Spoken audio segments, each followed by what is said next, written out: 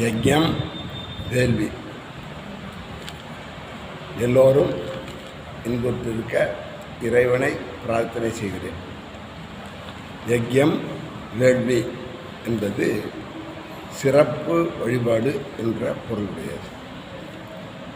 இறைவன் தன்னை விரித்து கொண்டான் பஞ்சபூதங்களாக: நிலம், நீர், நெருப்பு, காற்று, ஆகாயம். அப்போ நாம் இயற்கை என்று சொல்லக்கூடிய இந்த 5 பூதங்களும் நமக்காக இறைவன் கொடுத்த வரப்பிரசாதம். அவைகளை நாம் என்ன செய்ய வேண்டும்? போற்றி பாதுகாக்க வேண்டும். வானாகி மண்ணாகி, வழியாகி ஒளியாகி, ஊனாகி உயிராகி, உண்மையுமாய் இன்மையுமாய் கோணாகி யான் எனதென்று அவரவரை கூத்தாட்டு வானாகி நின்றாயை என் சொல்லி வாழ்த்துவனே என்பது திருவாசகம். அதே மாதிரி உலகம் யாவையும் தாமுளவாக்களும் நிலைபெறுத்தலும் நிக்கலும் நீங்களா அழகிலா விளையாட்டுடையார் அவர் தலைவர் அன்னவர்க்கே சரணான்பது என்பது கம்பராமாயணம். அதே மாதிரி ஒன்றாய் அரும்பி பலவாய் விரித்து உலகெங்குமாய் நின்றாள் அனைத்தையும் நீங்கி நிற்பாள் ஒன்றாளில் தூன்றுவமானும் என் ஐயனுமே என்பது அபிராமேந்தாதி. ஆக இந்த பாடல்கள் எல்லாமே இறைவன் தன்னை விரித்து கொண்டான். பஞ்சபூதங்கள் என்று சொல்லக்கூடியது இறைவனுடைய அம்சம். இந்த பஞ்சபூதங்களை பிரிக்கவோ சுருக்கவோ பெருக்கவோ எதுவும் செய்யவே முடியாது. அது இறைவனுடைய ஆற்றல். இறைவனுடைய ஆற்றலை பெருக்கவோ அல்லது கூட்டவோ குறிக்கவோ முடியவே முடியாது. என்றும் உள்ளது போல் நிரந்தரமாக ஒன்றாக இருக்கக்கூடிய பூதங்கள் பஞ்சபூதங்கள். இவைகளெல்லாம் நாம் வழிபாடு செய்ய வேண்டும் என்பதற்காக நம்மளுடைய முன்னோர்கள் செய்தார்கள், நமக்கு வழிவகுத்து சென்றிருக்கிறார்கள். யஜ்யம் வேள்வி 5 வகைப்படும். தேவ யஜ்யம், ரிஷி யஜ்யம், பித்ரு யஜ்யம், நர யஜ்யம், பூத யஜ்யம் என்று சொல்லி 5 யஜ்யங்களை, வழிபாடுகளை, சிறப்பு வழிபாடுகளை நமக்கு நம்முடைய முன்னோர்கள் வழிகாட்டி சென்றிருக்கிறார்கள். தேவ யஜ்யம் அப்படின்னு சொன்னால் இறைவன் தான் நம்மை படைத்திருக்கிறான், இந்த உலகத்தை படைத்திருக்கின்றான், நமக்கு தேவையானதெல்லாம் கொடுத்து கொண்டிருக்கிறான். அதே மாதிரி அவனை எந்த நேரமும் சதா சர்வகாலமும் நினைத்து கொண்டே இருக்க வேண்டும் என்பதற்காக நாம் செய்யக்கூடிய யஜ்யம் வேள்வி தேவ யஜ்யம். வருணன், இந்திரன், அக்னி, வாயு, நிருதி என்று சொல்லக்கூடிய இத்தனை தெய்வங்களையும் நாம் என்ன செய்கின்றோம்? வணங்கி வழிபாடு செய்தால்தான் அவருக்குரிய பலன்களை நாம் அனுபவிக்க முடியும். அவர்கள் நமக்கு தேவையான அளவுக்கு, சரியான அளவுக்கு நமக்கு கொடுத்து கொண்டே இருப்பார்கள். திருப்புல்லானி என்று ஒரு ஊர் இருக்கிறது. அந்த ஊரில் ராமபிரான் என்ன செய்தார்?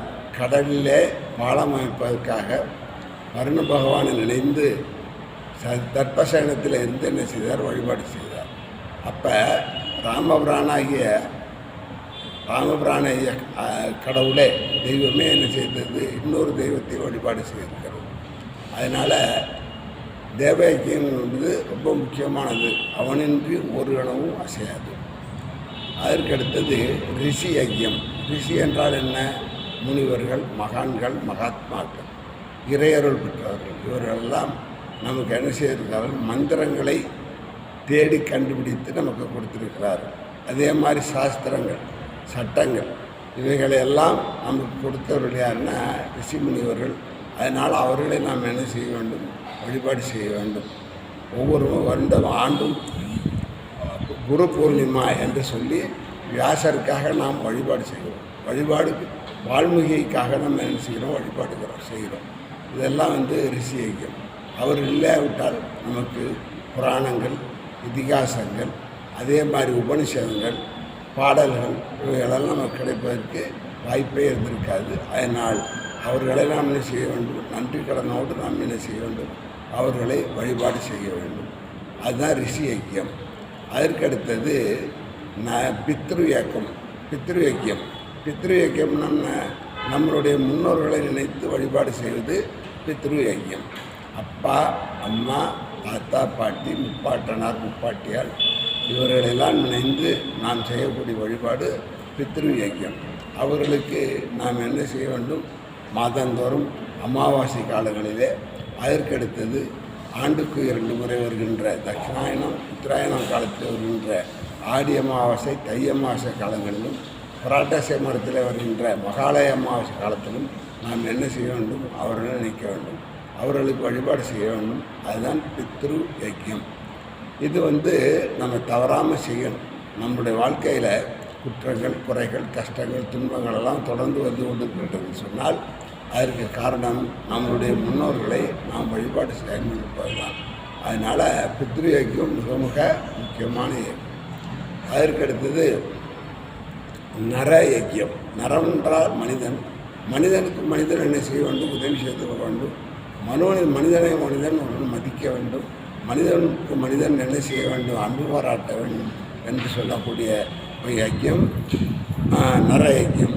வடமாடக் கோயில் வடமற்கொன்றியில் நடமாடக் கோயில் நம்பர்க்காக நடமாடக் கோயில் நம்பர்கொன்றியின் வடமாடக் கோயில் பரமற்கதாமே என்பது திருமூலர் திருமூலர். இதனுடைய அர்த்தம் என்னென்னா, கடவுளுக்கு நாம் செய்யக்கூடிய வழிபாடு மனிதனை சென்று அடைவதில்லை.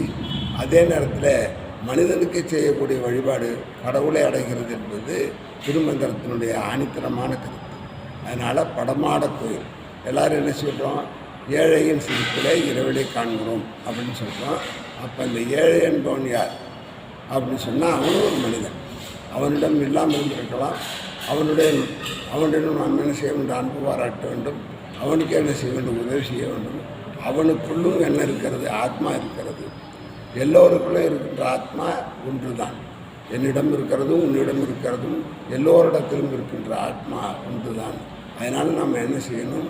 அந்த ஆத்மாவுக்கு மதித்து அந்த மனிதனை என்ன செய்ய வேண்டும்? மதித்து அவனுக்கு தேவையான உணவு, உடை, இருப்பிடம் இவைகளெல்லாம் முடிந்த அளவுக்கு நாம் என்ன செய்ய வேண்டும்? உதவி செய்ய வேண்டும். அதுதான் நர யஜ்யம். அதற்கடுத்தது பூத யஜ்யம். பூதம்னு சொன்னால் நமக்கு ஒரு வித்தியாசமான சிந்தனை தான் இருக்கும். ஏதோ கோரமான உருவம், கோரமான அமைப்பு, அந்த மாதிரியெல்லாம் இருக்கிறது பூதம் கிடையாது.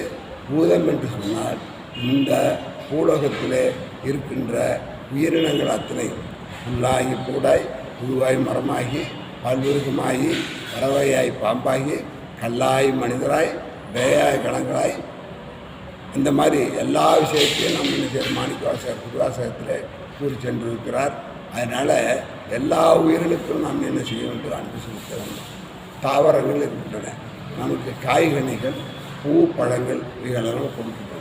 அப்படி கொடுக்கின்ற பொழுது அவைகளை நாம் என்ன செய்ய வேண்டும்? வளர்க்க வேண்டும், போற்றி பாதுகாக்க வேண்டும். அதை என்ன செய்ய வேண்டும்?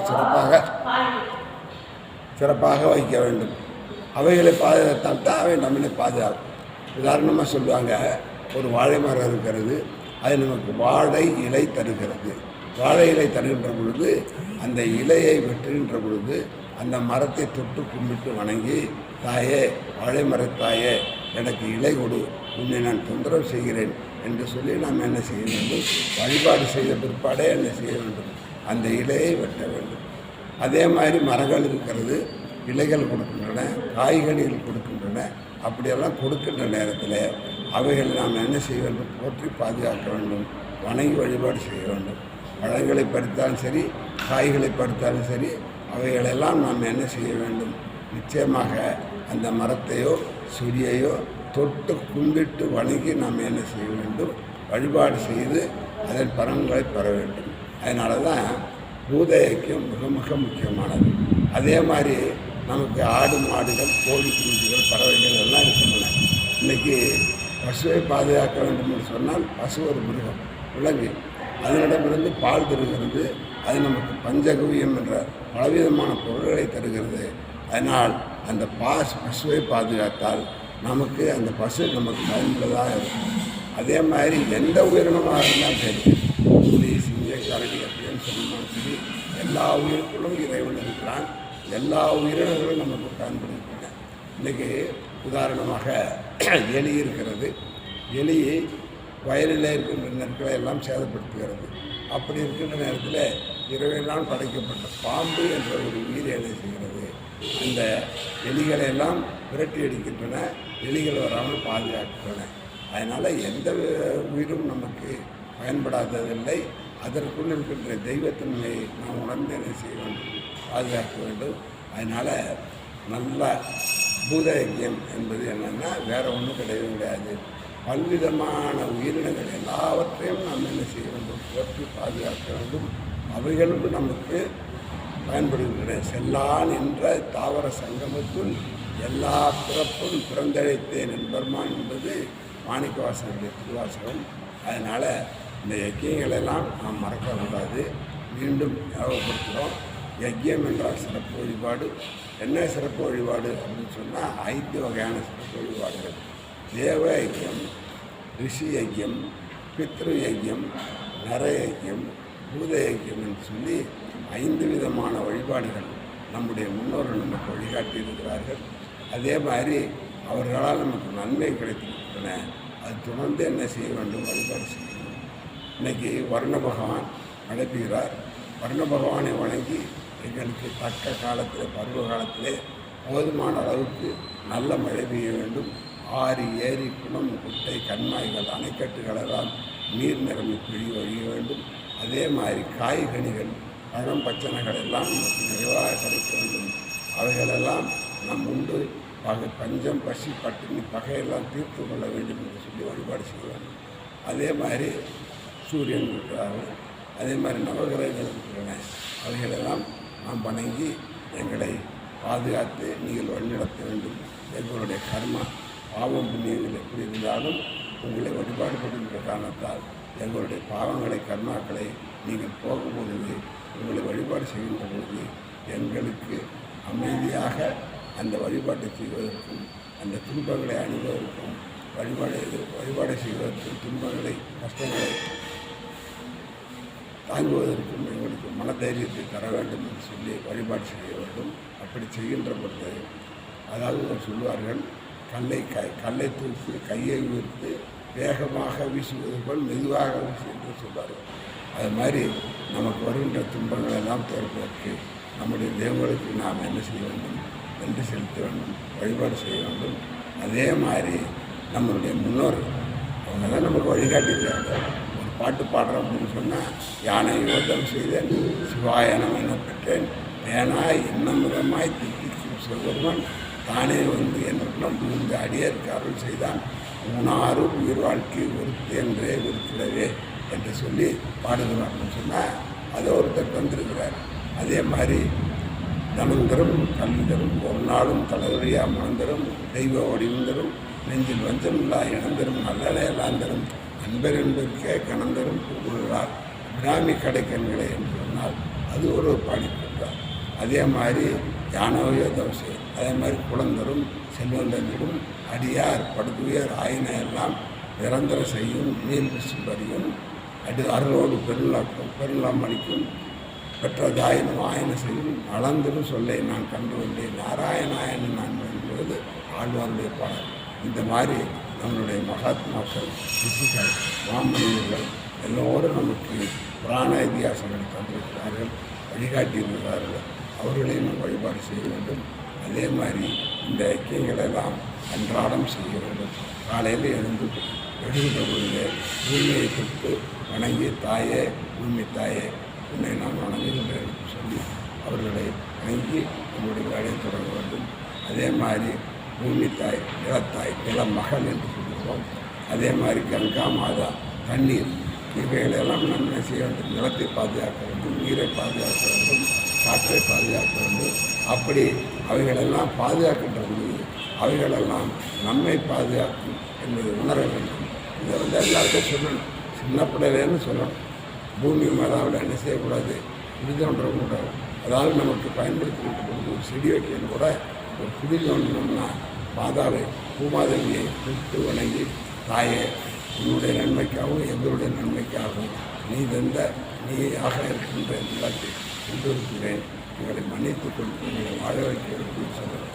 அதே மாதிரி தண்ணீரை என்ன செய்யக்கூடாது, மாசுபடுத்தக்கூடாது, காசை மாசுபடுத்தக்கூடாது. இதனால தான் நம்முடைய முன்னோர்களெல்லாம் சிறந்த வழிபாடுகளாகிய தேவ யஜ்யம், ரிஷி யஜ்யம், பித்ரு யஜ்யம், அதே மாதிரி நிறைய பூஜைக்கு வந்தவர்களாம் வழிகாட்டி சென்றிருக்கிறார்கள். இவைகளெல்லாம் நாம் என்ன செய்ய வேண்டும்? வழிபாடு செய்ய வேண்டும். அவர்களை போற்றி கொள்ள வேண்டும். அவருடைய பயன்களை பெற வேண்டும் என்று சொல்லி நிறைவு செய்திருப்பேன். எல்லோரும் இன்பத்திருக்க இறைவனை பிரார்த்தனை செய்திருப்பேன். அடியேன் குரு சோழையப்பன்.